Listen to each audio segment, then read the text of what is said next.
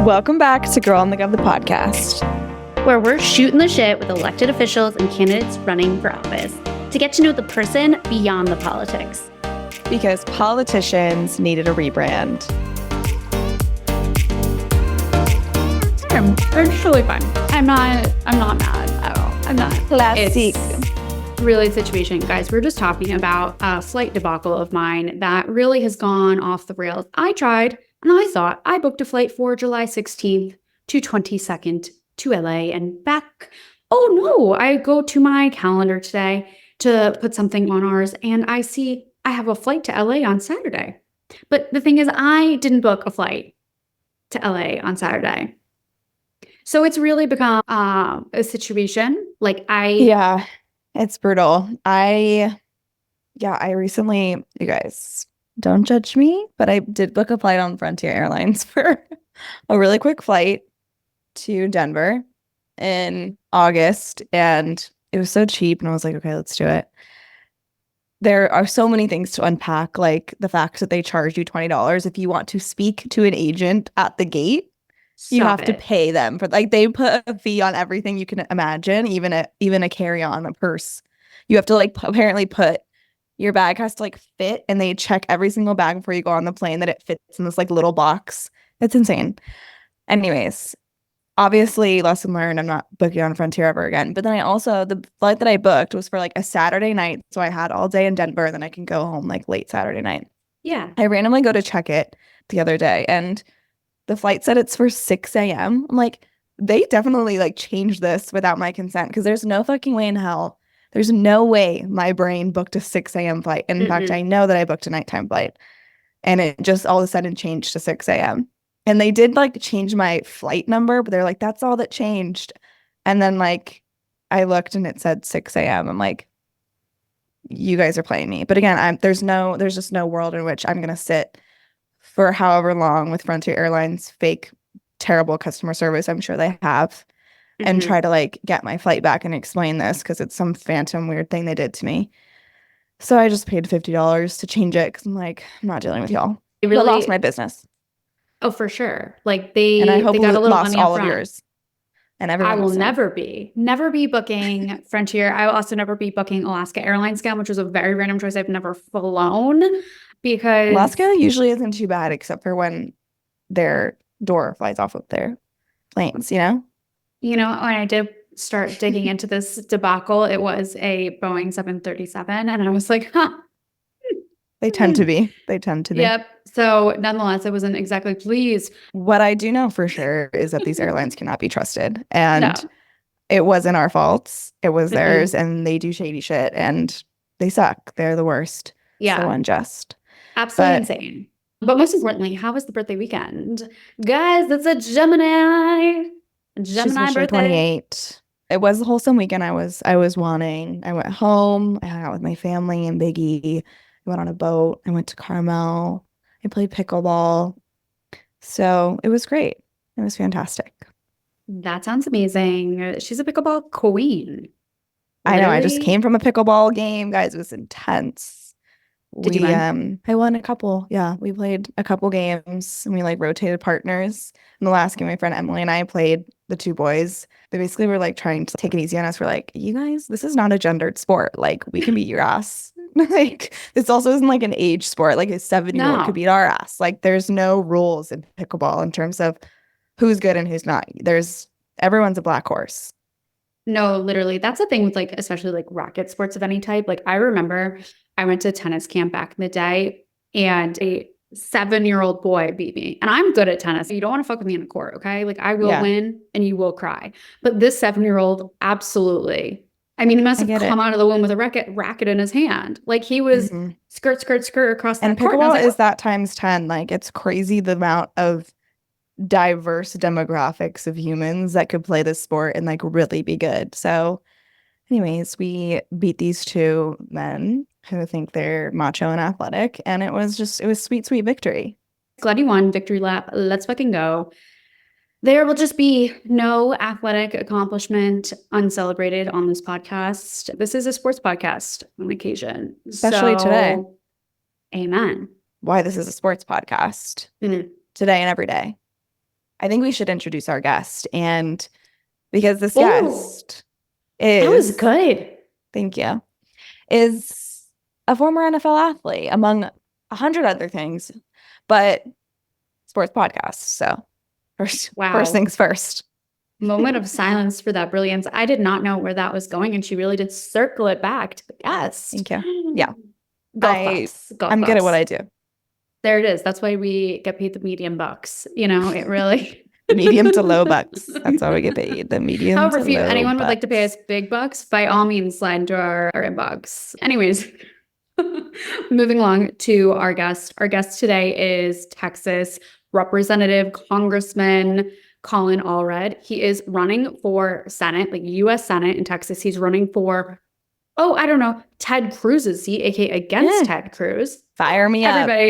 Everybody's favorite werewolf. Everyone's least favorite face. Or is it Mitch McConnell? Turtle versus werewolf? Who's going to win that Well, fight? what I mentioned too on this, you guys, I mentioned this probably made up fact that I made up around like the least favorite senators. I swear I heard this through the grapevine. No, at that's least through the actually grapevine. true. But I saw maybe an article or something. It was like ranked least favorite senators. Ted Cruz is number one. I don't know where. I can't cite this source, but I just know it to be true, you know? So it brings me so much joy, and I know you as well, to be platforming the man running against the man we hate. Truly. I mean, what an honor, the way you put that. But no, we talked to Congressman about some of the platforms he's running on, the policy pillars, and what he really hopes to bring to the United States Senate, and also to obviously Texans, like what is needed, what the conversations have been on the ground, and also, of course, what people think of Ted Cruz, because we got to know. We got to know. Just also like who he is, you know, like his character, because one thing we know for sure is that he's running against someone with little to no character, and you get to see. He is a character. He is a character with no character. But this man running against Ted Cruz and our guest today has so much character, and we get to see that as well. 1,000%. Nonetheless, where's this intro going? This is one of the longer ones we've ever had. Yeah. I think it's time. Say his name. If we said his name, I think it's time. Without further ado, here is Representative Colin Allred. Wow. I just did that. Maddie's trying to come from a job. I think it's time to go solo. I'm just kidding. All right, this is too much. Into the episode we go. All right, Rep Allred, it is a pleasure to have you on the show. And we have to dive right in because we need to talk about the fact that you're running for Senate against Ted Cruz, which we will circle back to. But we got to get the backstory. You know, you're in the House of Representatives doing that role, and you're sort of like, got to run for Senate. You know, what is it about the Senate seat? You're like, this is my moment. This is the time to run. This is the time to, you know, really, you know, try and fix that situation. Yeah, no. Well, thanks for having me on, first of all. I think I have kind of an unusual route to Congress in the first place. I was raised by a single mom in Dallas, was a public school teacher, and then we don't pay our teachers enough in Texas. So growing up was, you relied on our community really, and it was a big deal for us. So I got a scholarship to play football at Baylor, played in the NFL as a linebacker for the Tennessee Titans. Then I went to law school, became a voting rights lawyer, and served in the Obama administration. And I had no plans to run for office at all, or certainly not at that point when I did run, when the election in 2016 happened. And I thought that, the community that I was from, I was born and raised in, where my wife and I were living, that it was being represented by a guy who I didn't think reflected the values that I knew that community had. And the problem was he was a 22-year incumbent. He'd been unopposed in the previous election. Nobody thought he could be beaten. He was like a very powerful member of Congress. And so it was kind of naive. I just kind of naively thought, we should be able to beat this guy. But, not many other people did. But then, we did. We beat him by nearly 7 points in a race that most folks didn't think we could win. And so I'm in my third term in Congress, and I feel pretty similarly about this race as I did about that one, which is that I'm a fourth-generation Texan. Grew up in Dallas. went to school at Baylor and Waco. My family's from Brownsville and the tip of Texas. I think I know who we are, and we are certainly not who Ted Cruz says we are, or my story wouldn't be possible if we were, right? Right. Mhm. And I felt like we could not be misrepresented by this guy for 6 more years. And another part of it was, I think that what's happening in Texas right now requires an immediate response. Yeah. And I'm sure we'll talk about it more, but we're experiencing what, a near total ban on abortion looks like, what kind of an attack on freedom, as I see it, looks like. Mhm. And the only way we can solve that for Texans is going to be at the federal level by restoring these rights, particularly in the case of Roe v. Wade, by codifying Roe v. Wade. Yes, for sure. Well, I'm pretty sure I saw like Ted Cruz is like one of the like top 3 most disliked senators. Is that correct? I think Yeah. that's probably factual. I think you have probably an absolute tribe behind you wanting you to beat this guy. Like, what do you think you're running on that's really going to speak to voters in Texas? I know there's, again, such a range of issues, but what is it specifically that you think your constituents there see in Ted Cruz and be like, no, this is not for me. I want someone who's actually going to represent me. Like, what is that thing? Yeah. Well, I think, elections are about choices, right? And certainly for folks who served with Senator Cruz, I think he engenders a dislike almost immediately among them. Let's just say that. There's a long list of his colleagues saying things that if anyone ever said that about me, I would go hide under a rock, people calling him Lucifer and saying that, why do people take such an instant disliking to him? And Mitch McConnell said, because it saves time, these are things that if someone said it about me in any context, I'd be like, wow, I really messed up in the way I've approached how I handle myself. But I also, first of all, I want folks to understand what he's not been doing for us. But I want to give him something to vote for as well. And, I think I have a uniquely Texas story. But when I was in the NFL, we had these guys we called me guys.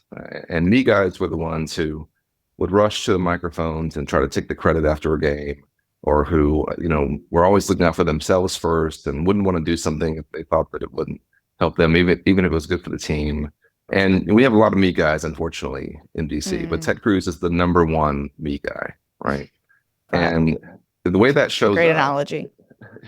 yeah, I mean, and in teams, these guys get weeded out. Like locker rooms kind of chew these folks up and spit them out because they're not, for sure. They're such a negative impact. But in politics, sometimes it gets rewarded.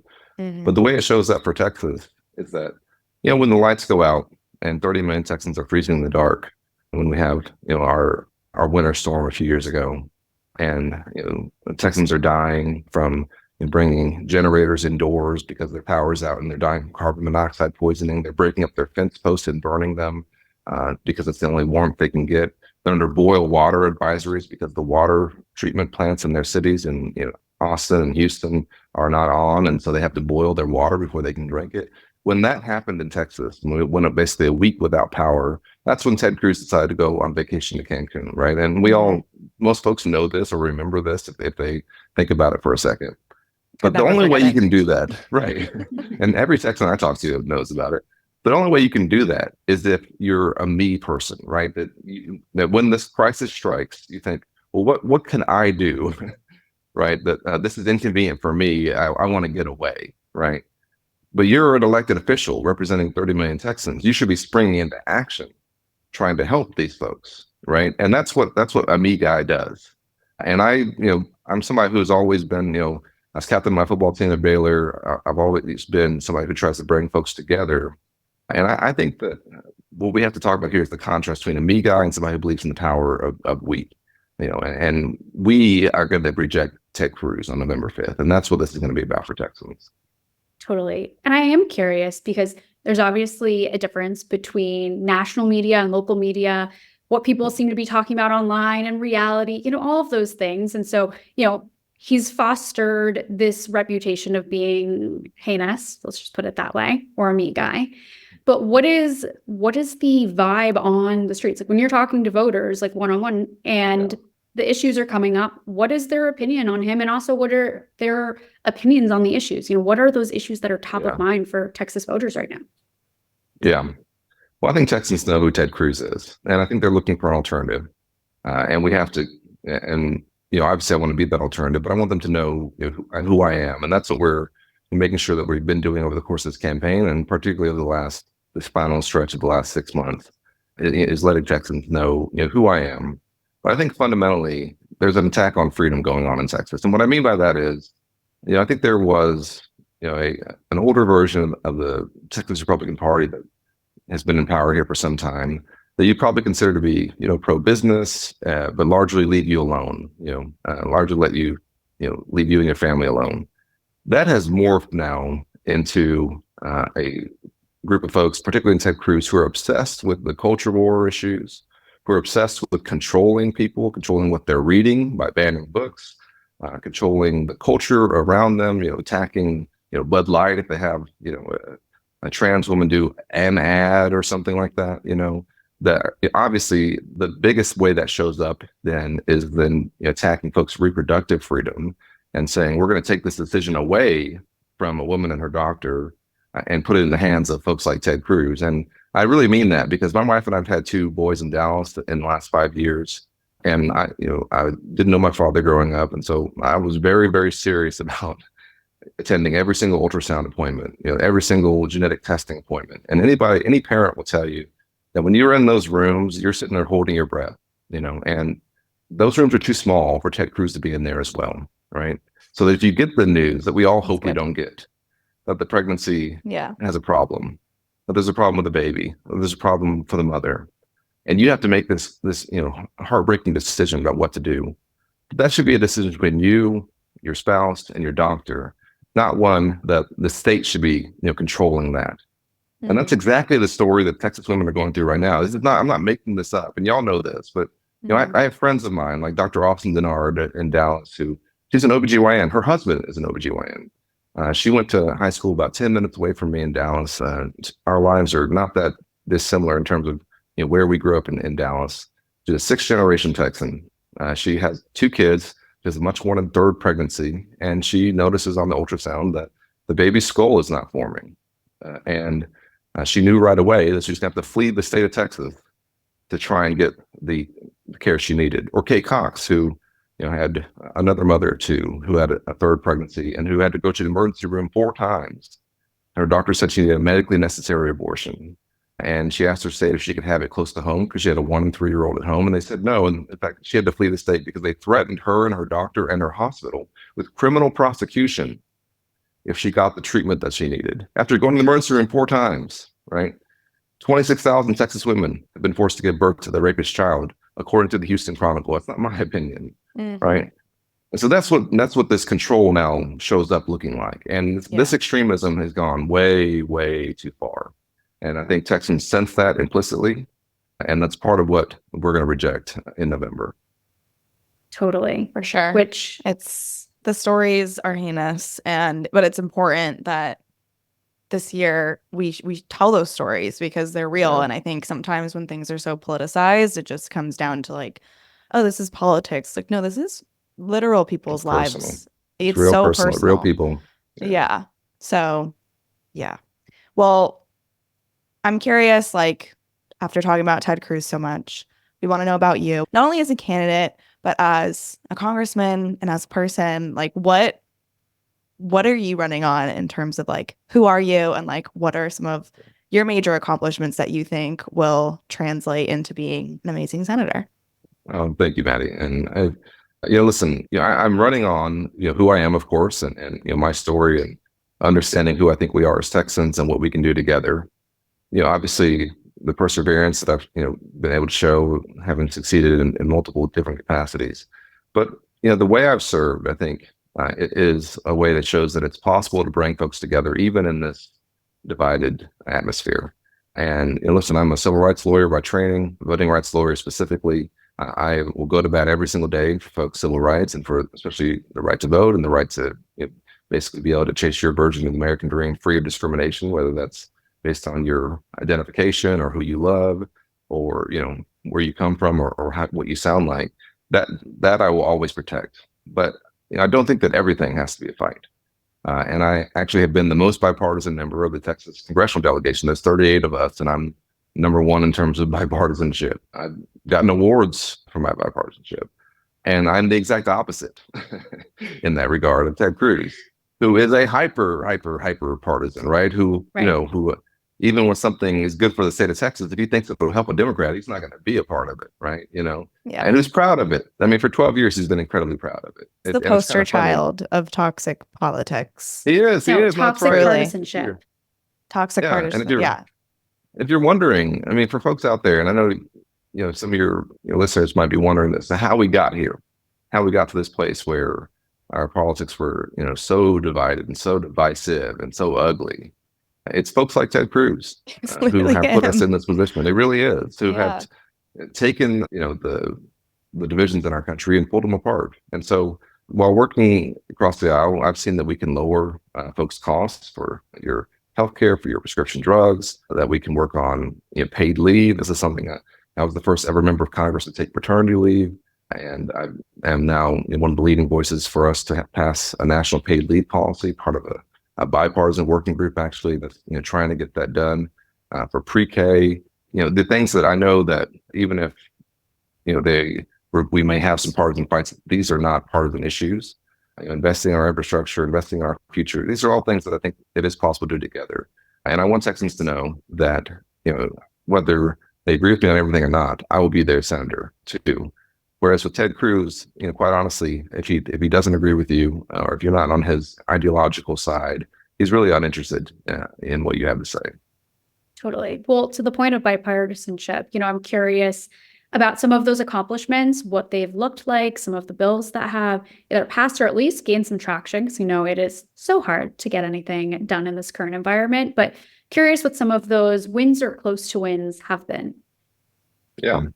Well, one of the things I'm most proud of is the work I've done for our veterans. And I was on the Veterans Affairs Committee. Texas is a place where a lot of Texans have served in our military, or also where a lot of folks who have served moved to Texas. We have the second most veterans of any state. We have the most women veterans of any state. We are growing really rapidly. And in my area in North Texas, we had a big issue where we had the hospital, VA hospital, that was the second busiest hospital in the country in terms of the VA. And it had long wait times. It had enormous needs for more space. We had this hospital that had closed down in Garland that was no longer operational, but that was in really good shape. And it was about a $400 million value hospital. And for about a year, I worked with the Trump administration to get that hospital donated to the VA, which is the first time that I know of that's ever happened. And it might sound easy to have a hospital donated to a healthcare agency, but it was incredibly difficult. And there were so many times that it nearly fell through. But that hospital, as I said, valued about $400 million. It would have cost us $1 billion to build a similar facility. It's creating 5,000 jobs. It's helping us better serve tens of thousands of veterans in the North Texas area, and it's going to be one of my biggest legacy items for my time in Congress. That we got this VA hospital in North Texas. I've had legislation that's built other VA facilities in Texas, including Spinal Cord Injury Center in Dallas and VA Health Center in El Paso, and then I've been one of the driving forces behind some of this big legislation that you've seen that is, I think, helping the country the most, whether that's the infrastructure bill, which I'm on the committee that dealt with that, or the Chips and Science Act, which is helping us kind of retake our lead on semiconductor manufacturing. And one thing I've always been focused on has been healthcare, because Texas has the highest uninsured rate in the country. For me and for everyone, healthcare is personal. My mom was a breast cancer survivor, and so I've been focused on. My first act in Congress was to defend the Affordable Care Act in court to prevent it from being overturned. We were ultimately successful preventing it from being overturned, and I'm really proud that in the last Congress we capped the cost of insulin at $35 a month for folks who are on Medicare. We tried to do it for everyone, but honestly, folks like Ted Cruz voted against it in the Senate. We were unable to cap it for everyone.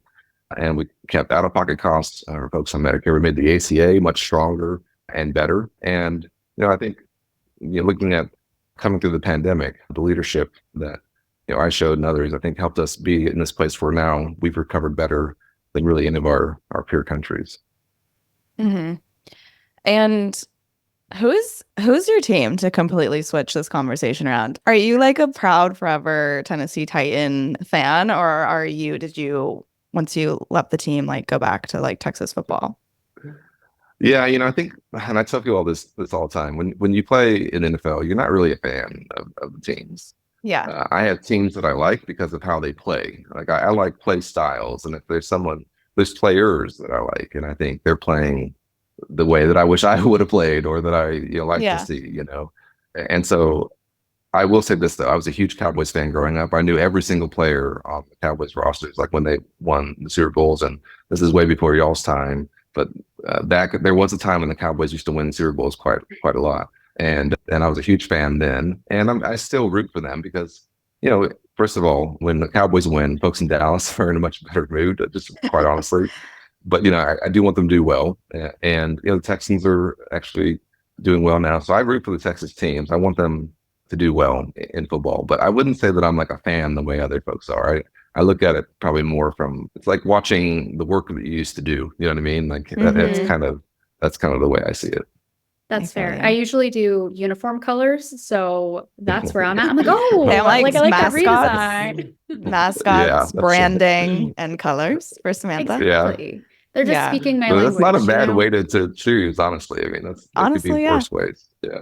No, I'm Totally. just waiting on a basketball front for the next to figure it out, obviously from a winning perspective, but also from a colors. Like, I'm just like, we can't be doing this orange and blue situation. It Mhm. clashes with everything. Drives me nuts. But regardless, I could go on a 10-minute rant about that. We won't go down that route. Instead, I want to hop to a different question, and that's about celebrities of all things. Sure. Celebrities take on issues and help, sometimes push, legislation across the finish line, or at least try and get them there. I mean, Paris Hilton, great example of that.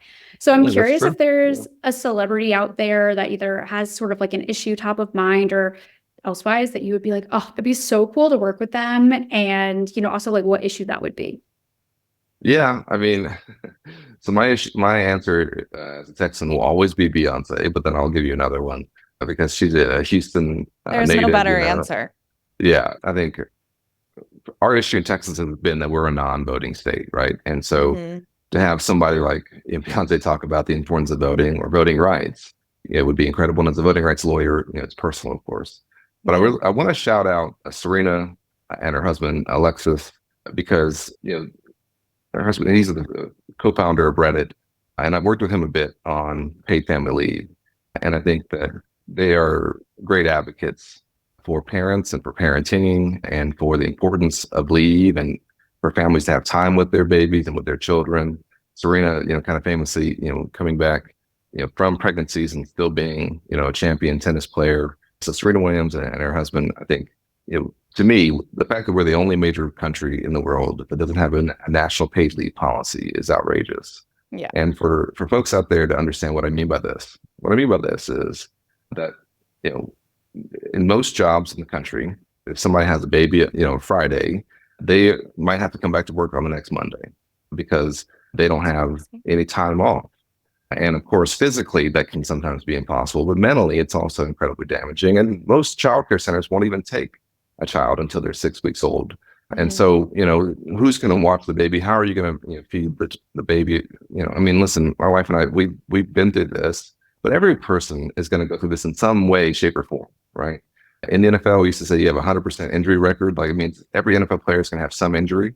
Well, in life, you have a 100% chance that at some point you'll need some time off from work, whether it's because you're welcoming a child or because of a health issue, or because of a health issue of a parent or a sibling or a loved one, or a mental health period in which you might need a little bit of time away.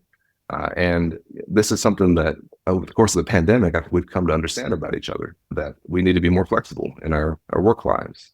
And so the time has come. And the good news is that I do think there's a bipartisan consensus around this. It's not just like, folks like me are saying that we should do this. I went to the Trump White House to do an event with Ivanka Trump around paid leave when they were in the White House. I've worked with Republicans in Congress now on this issue.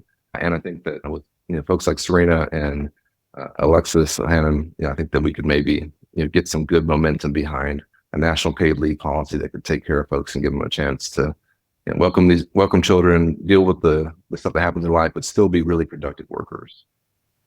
1,000% love that. And now I just want to see like a little like US Open activation. Maybe there's like a booth event moment where the two of them are there talking about paid leave. Maybe you could be there. I don't know if there's any tennis tournaments in Texas that are massive. I'll have to like circle back on that. Love that.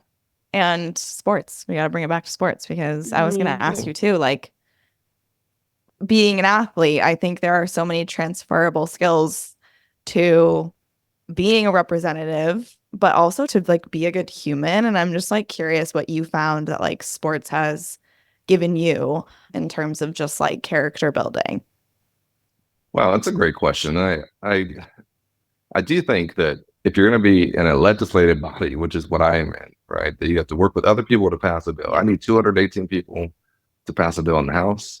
I need usually 60 people to pass a bill in the Senate. I need obviously a president to sign it. So it's a collective effort.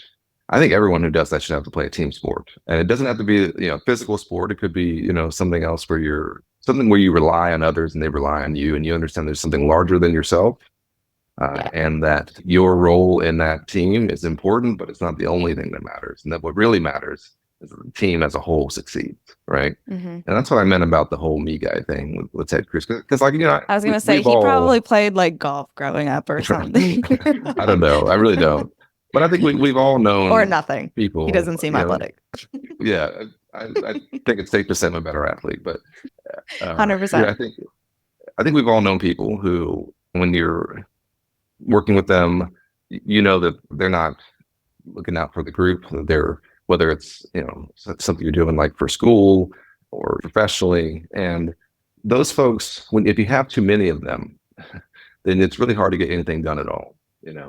And on every good team I was on, and I wasn't always on good teams for sure, but every good team I was on had, you'd have maybe a few knuckleheads who were like that, but you'd have more of the folks who believe that, listen, we got to work together to get this done. Like, what matters isn't that I get the credit, but what matters is that we do something great together. And I think that sports taught me that, and it gave me a chance to be a leader probably much earlier in life than I would have been. I've been captain of basically every team I've ever been on. In high school, I was class president, right? Like sports gave me that chance to do that. But I think fundamentally, locker rooms, in my experience, are places where people from very, very different backgrounds come together, and you would never imagine. And these folks would never be friends in outside life. They would never interact.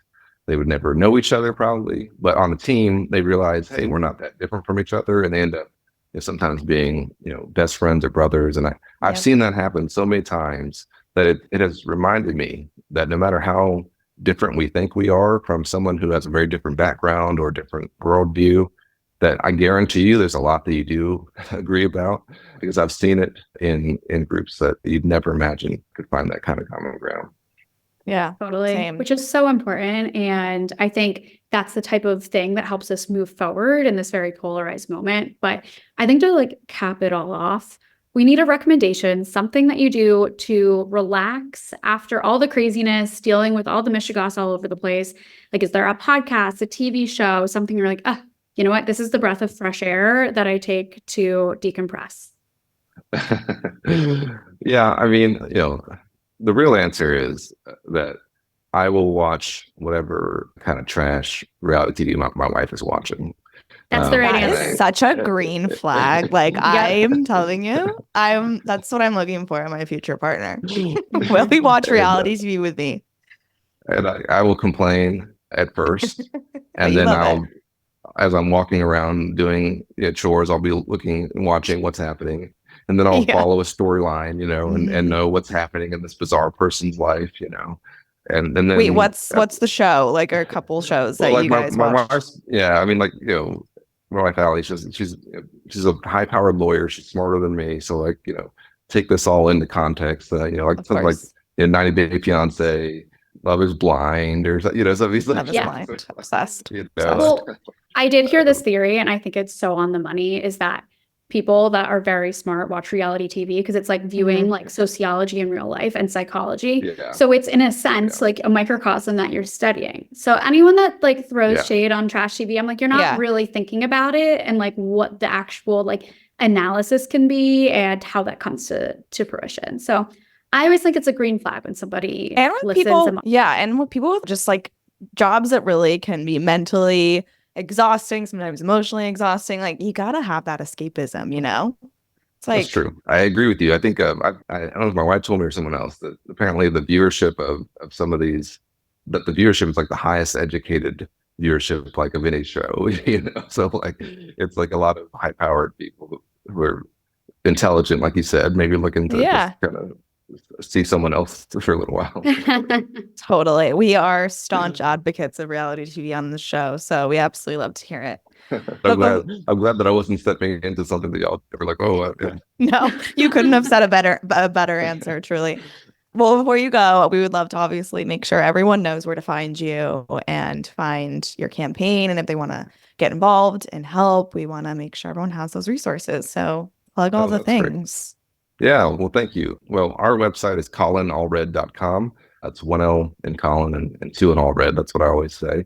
And of course, you can follow us on all of our social media channels, or even on TikTok. But thank you all so much for doing this, and thank you for talking about these really important issues in a way that I think folks can understand, and giving me a chance Yeah. to talk about what we're doing here, because I do think that this is one of the most important elections that we've had, and there's Yeah. so much on the ballot, and I hope that folks understand that. And I know the Texans, we're going to take care of our business in terms of Ted Cruz, but across the country, President Obama used to tell us that democracy is not a spectator sport. Like you're not watching the teams play it out. Like you're on the field and you're part of it. And so make sure that you're at the table so that you're not on the menu. You know what I mean? Yes. You guys follow along. We're beating Ted Cruz. You understand what's happening here? Well, thank you so much. Yeah. Thank y'all. I appreciate you.